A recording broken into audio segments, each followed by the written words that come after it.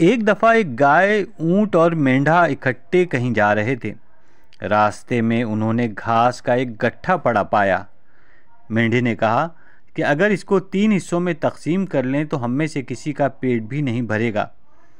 बेहतर यह है कि हम में से जिसकी उम्र सबसे ज़्यादा हो वही इसको खा ले, क्योंकि रसूल अकरम सल्लल्लाहु अलैहि वसल्लम की हदीस पाक है कि बड़ों को छोटों पर मुकद्दम रखना चाहिए।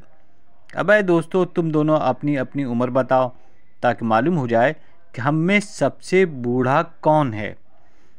गाय और ऊंट ने कहा कि पहले तू अपनी उम्र बता।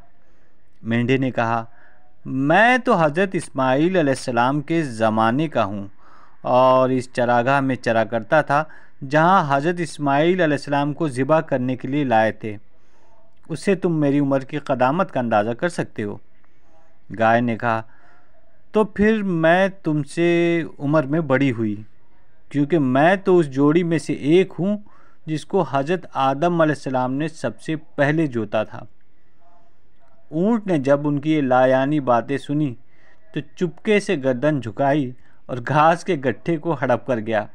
फिर कहने लगा कि मुझको अपना ज़माना पैदाइश याद रखने की ज़रूरत नहीं, क्योंकि मेरा जिस्म और गर्दन काफ़ी बड़ी है और यही इस बात का सबूत है कि मैं तुम में से कभी छोटा नहीं हो सकता।